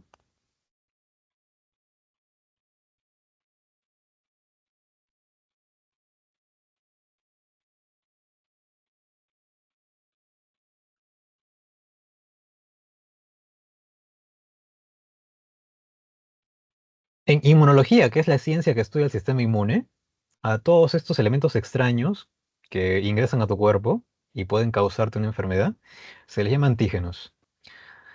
Pueden ser el elemento completo o partes de él. Por ejemplo, puede ser el virus, puede ser de repente una proteína de la cápside o una proteína de la membrana, de la envoltura, perdón. Priones, bacterias, protozoarios, helmintos, hongos, todos ellos son antígenos que pueden ingresar a tu cuerpo. Y al ser reconocidos como extraños por el sistema inmune, este desata la respuesta inmune para destruirlos, porque representan una amenaza. Pueden socavar tu salud. Y una vez que se ha desterrado ese invasor, ¿no? Tu cuerpo alcanza un estado que se llama la inmunidad, un estado de protección ante ese determinado patógeno. Ya vamos a ver cómo se produce eso. Vamos a volver por acá ahora. Entonces, algo que mencionamos hace un momento también con el timo, ¿no? La inmunología ocupa del estudio del reconocimiento de lo propio frente a lo extraño, porque eso es lo que tiene que hacer tu sistema inmune. Tiene que reconocer lo que es propio para no atacarlo, defenderlo más bien, y reconocer lo extraño más bien para atacarlo, para destruirlo, aniquilarlo y eliminar esa amenaza. Entonces, como te dije, se reconoce como antígeno a cualquier elemento extraño que haya dentro de tu cuerpo. Estos antígenos generan un estímulo que es reconocido por el sistema inmune, el cual desata la respuesta inmune para destruir a ese antígeno y eliminar la amenaza. ¿Qué elementos encuentras en el sistema inmune? Hay toda una red de células pero también hay un componente proteico, un componente llamado humoral. Vamos a ver eso por acá. El componente celular está compuesto por todas estas células que ya conociste alguna vez en el tejido sanguíneo. ¿Dónde están los glóbulos blancos? Por ejemplo, aquí tenemos a las células B o linfocitos B que se encargaban, bueno, mejor dicho, estas células cuando maduran se convierten en linfocitos, perdón, se convierten en células plasmáticas o también se les llama plasmocitos. Estas son las que producen anticuerpos, ¿no? Como células B no producen nada, tienen que madurar, tienen que convertirse en plasmocitos para producir anticuerpos. Están las células T, que pueden ser también de dos tipos. Pueden ser los CD4 o pueden ser los CD8. Los CD4 son los llamados helper, que son los que van a regular la respuesta inmune. Y los CD8 pueden ser de dos tipos. Pueden ser citotóxicos. ¿Por qué se les llama citotóxicos? Porque matan células. ¿Por qué las matan? Probablemente porque son células cancerígenas o porque son células que han sido infectadas por virus. No, no, creo que les dije esto en el pasado, los glóbulos blancos no son como los seres humanos que cuando ven a alguien enfermo, lo curan. No, no, cuando ven a alguien enfermo lo matan. Ven a una célula que está infectada con virus, la matan. Y eliminan a los virus también que están dentro de ahí. Y también están los supresores. Los supresores van a reducir la respuesta inmune. Y es que cuando ya se eliminó al patógeno, ya no es necesaria la respuesta inmune, hay que reducirla, porque si continúa, podría dañar tus propios tejidos y eso no te conviene. Las natural killer también son citotóxicas, también matan células que puedan estar, de repente son células cancerígenas. Tu cuerpo también puede luchar contra el cáncer, sí. De hecho, a lo largo de nuestra vida, por algunos errores de la duplicación del ADN, estamos generando células cancerígenas, pero no desarrollan en tumores porque son atacadas por estas células. Pero en algún momento algunas de esas células tienen la chance de proliferar y convertirse en tumores, ¿no? Y es cuando ya aparece el cáncer, ¿no? Que puede ser irrefrenable ya, ¿no? Entre otros glóbulos blancos están aquí los llamados fagocitos, donde están los monocitos que se tienen que convertir en macrófagos. Estos macrófagos hacen fagocitosis, pueden capturar grandes cantidades de bacterias y destruirlas en su citoplasma. Fagocitosis. Pero ojo, tienen que convertirse, ¿ah? Como monocito no hace nada. Tiene que madurar en macrófago. Los neutrófilos sí hacen fagocitosis sin tener que transformarse. Y en el caso de los basófilos, estos son los que desatan la inflamación. En realidad, el macrófago también puede estimular la inflamación, pero quien está más especializado en esto es el basófilo, ¿ya? Desata la inflamación porque recuerda que producía una molécula que se llamaba la histamina. El eosinófilo más bien contrarresta la inflamación. Él produce a la histaminasa, que va a degradar a la histamina y de esta manera reduce la inflamación. Em, Entre otros aspectos importantes del eosinófilo es que también puede permitir responder a infecciones, o mejor dicho, bueno, infecciones con helmintos, ¿no? Gusanitos que a veces se pueden meter en el torrente sanguíneo. Esas son las funciones principales entonces de estos glóbulos blancos. No van a estar interviniendo los eritrocitos ni las plaquetas por si acaso, ¿ya? Estas de acá son las plaquetas. No están interviniendo la respuesta inmune. De las principales están allí. El mastocito de acá, este sí, este está influenciando también en conducir la inflamación. Tiene una función similar al basófilo, solamente que tienen diferente origen. Este es el componente celular. Estas son las células, los soldaditos que van a trabajar en el sistema inmune. Ahora, ¿cuáles son las armas que ellos utilizan? Los tanques, las metralletas, todos estos son los tanques, las metralletas. El componente humoral o proteico. Las bombas, aquí están. Los anticuerpos o inmunoglobulinas, que son las proteínas de defensa que son producidas por los plasmocitos, o llamadas también células plasmáticas. ¿Cómo se comunican estos soldaditos ahora entre ellos? Se comunican produciendo citoquinas. Se le llama también citocinas. No las confundas con las citocininas o citoquininas que eran fitohormonas. Estas son citoquinas o citocinas. Comunicación. También se les llama citocinas. Si son producidas por linfocitos, se les llama linfoquinas. Si son producidas por monocitos, son llamadas monoquinas. Y las proteínas del complemento. Estas proteínas se van a unir a bacterias, siempre y cuando esas bacterias ya estén unidas a anticuerpo.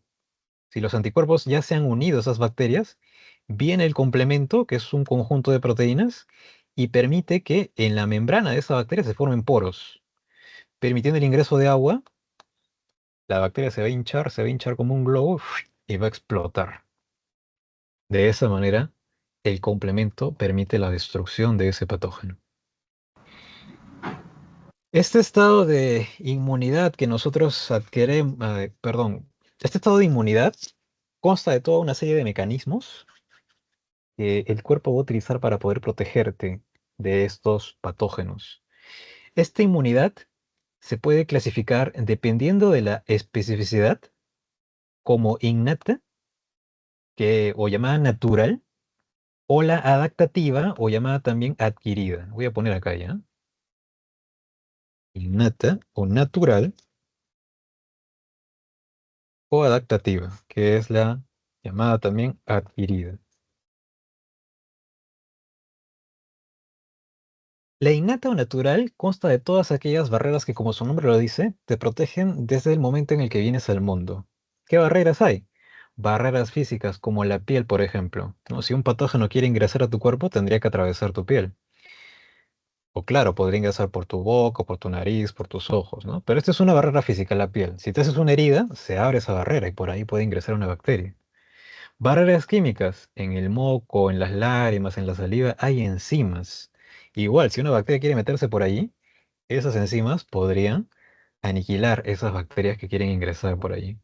La misma flora que hay en tu intestino, lo que se llama ahora microbiota, donde hay bacterias beneficiosas para ti, pueden protegerte de bacterias patógenas que probablemente hayas consumido con el alimento. Hay componentes celulares también. Las natural killer que mencioné hace un momento también son un componente del sistema inmune innato. Ellas ya sabes que están ahí para destruir células. Por eso se llama así natural killer, asesinos naturales. Van a matar células cancerígenas, como te dije, o que estén infectadas por virus. ¿Cómo lo hacen? También forman agujeros en esas células infectadas mediante una proteína que se llama la perforina. Y también le pasa lo mismo que a la bacteria de hace un rato. Si les hacen poros, ingresa agua, se hinchan, se hinchan, se hinchan y revientan, mueren. El sistema de complemento que ya te conté, ¿no? Que también permite la formación de poros y la lisis de las células bacterianas. Y los interferones que van a ser moléculas que son producidas por células infectadas por virus para que puedan enfrentar mejor otras células esa infección viral. Estas son entonces principales barreras innatas. ¿Cuáles son las adaptativas ahora? A eso vamos por acá. Y aquí están las innatas. Se le llama inespecífica también porque en realidad la piel es una barrera igual para cualquier tipo de patógeno. Es una barrera para una bacteria, para un virus, para un hongo. Es una misma barrera. No es que sea específica, una estrategia específica para un tipo de patógeno. Por eso es inespecífica. Y es una barrera rápida, inmediata. Lo mismo también con las enzimas de las lágrimas, de los mocos, con el sistema de complemento, con los fagocitos. Todos ellos son mecanismos que pueden actuar inmediatamente, pero son inespecíficos. Son inespecíficos. ¿Qué pasa cuando te haces una herida en la piel? Pueden ingresar bacterias, como te dije. Ingresan bacterias y eso sería una señal para que los neutrófilos, ¿no?, que son parte del sistema inmune innato, que están patrullando por los vasos sanguíneos, se escapen de los vasos sanguíneos. Ese cambio de forma que van realizando para escaparse de los vasos sanguíneos se llama diapedesis. Por darte un ejemplo, es como si tú, en este momento, pudieras atravesar los ladrillos de tu pared. De esa manera se escurren a través de las células de los vasos sanguíneos y se escapan de los vasos sanguíneos y realizan el movimiento meboideo gracias a sus microfilamentos hasta que lleguen al patógeno y se lo comen. Lo fagocitan y lo destruyen en su citoplasma. Los monocitos también hacen lo mismo, pero recuerda que ellos tienen que convertirse, ¿no? Entra el invasor, los monocitos también hacen diapedesis, se escapan, pero se convierten en macrófagos y como macrófagos recién fagocitan. Ellos pueden fagocitar grandes cantidades de antígeno. Y hasta aquí termina el sistema inmune innato, que es rápido e inespecífico. ¿Qué pasa con el adaptativo? Este macrófago que está acá, que se ha comido esta bacteria, es como esos miembros de las tribus así salvajes que están así en las profundidades de las selvas, que matan a sus adversarios, les cortan la cabeza, la reducen y se la ponen en la cintura. Sí. ¿Por qué lo digo? Porque cuando mata esta bacteria, la fagocita, la destruye en su citoplasma, pedacitos de esa bacteria, proteínas de esa bacteria, las va colocando en su membrana. Así como el salvaje que coloca la cabeza en su cintura. Y se convierte de esta manera en una célula presentadora de antígeno. ¿Por qué se le llama así? Porque le va a presentar ese antígeno, le va a presentar esa molécula bacteriana a un linfocito TSD4, el helper, virgen. Virgen porque todavía no está activado, pero le enseñan el antígeno y se va a activar. Cuando está activado produce citoquinas, que serían linfoquinas, ¿verdad? Porque es un linfocito. Y estas citoquinas o linfoquinas es como tocar una trompeta. Es como cuando un soldado toca la trompeta así en medio de la guerra y llama a todo el batallón. Va a llamar a toda la batería. Va a llamar a más natural killer, que ya eran parte de la inmunidad innata. Va a llamar a los CD8, los supresores y los citotóxicos. Va a activar a los linfocitos B. ¿Para qué? Para que se conviertan en plasmocitos o células plasmáticas, que son los que producen anticuerpos. Y todo ello va a terminar de ayudar a destruir a este principal invasor. Una vez que ya está destruido, esa bacteria van a quedar en tu sangre remanentes linfocitos B de memoria y linfocitos T de memoria, que ya van a estar listos, ya van a saber qué hacer para cuando ese mismo patógeno ingresa a tu cuerpo en un momento futuro. Ya has adquirido inmunidad. Y esta adaptativa sí es lenta, porque para que se lleve a cabo todo este proceso que estamos viendo acá, puede durar varios días. Puede durar varios días en los cuales tú te estás sintiendo mal. De repente tienes fiebre, estás con la nariz así hecha un globo, tienes sudoración, malestar muscular, pero dentro de tu cuerpo hay un montón de glóbulos blancos que están dando la vida por ti y van a asegurar que sigas vivo. Y es específica porque estos anticuerpos, estos linfocitos, son específicos para contrarrestar a este patógeno. No van a servir contra otro tipo de bacteria, contra un virus, no, solamente es contra ese tipo de bacteria. Si ingresa otra bacteria, tendría que desarrollarse de nuevo todo esto. De nuevo te vas a sentir mal, te vas a ir a la cama, te vas a sentir terrible, hasta que adquieras inmunidad tras sobrevivir a la infección. Esos son los dos tipos de inmunidad, entonces, la inmunidad innata y la inmunidad adaptativa, ¿ya? Ahora, para terminar aquí, eh, esto es según la especificidad. Ya sabes que la específica es la adaptativa, ¿ya? Es específica de cada antígeno. La innata no es específica. Ahora, dependiendo de la forma en la que adquiere los anticuerpos, la inmunidad puede ser activa o puede ser pasiva. Es activa cuando tu propio cuerpo genera los anticuerpos. Puede ser natural, que es cuando te enfermas, ¿no? Ya te dije que cuando te enfermas y superas la enfermedad, van a quedar estos linfocitos B allí listos para que cuando ese patógeno ingrese de nuevo, ya estén listos ellos para producir anticuerpos. Pero tu mismo cuerpo los va a producir. Esa es la manera natural. La artificial es cuando nos inyectan antígenos debilitados o partes de la bacteria o del virus. Lo que son las vacunas, ¿no? Las vacunas nos inoculan proteínas del virus o proteínas de la bacteria que van a despertar a nuestro sistema inmune, activarlo para que se genere todo esto. Los T de memoria, los B de memoria, y ya no sea necesario enfermarte. Quizás te vas a sentir un poquito mal de repente, porque imagínate, se está llevando a cabo todo esto dentro de tu cuerpo, pero no va a ser a como comparado a cuando te enfermas, ¿no? No, los síntomas van a ser mucho, mucho, mucho menores, mucho menores. O quizás no vas a sentir nada. Pero de igual manera estás generando estas células de memoria para que te defiendan cuando el patógeno venga completo. Ya tienes ahí todas esas células listas para poder enfrentarlo. Natural y artificial, entonces. De las dos maneras, tu mismo cuerpo está produciendo anticuerpos. Y en la pasiva, tu cuerpo no produce los anticuerpos, los adquieres de otra fuente.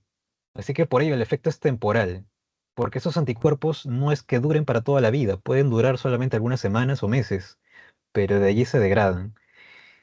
La manera natural es la que sucede de la madre al niño, a través del cordón umbilical o a través de la lactancia, porque la leche, además de contener nutrientes, también contiene anticuerpos.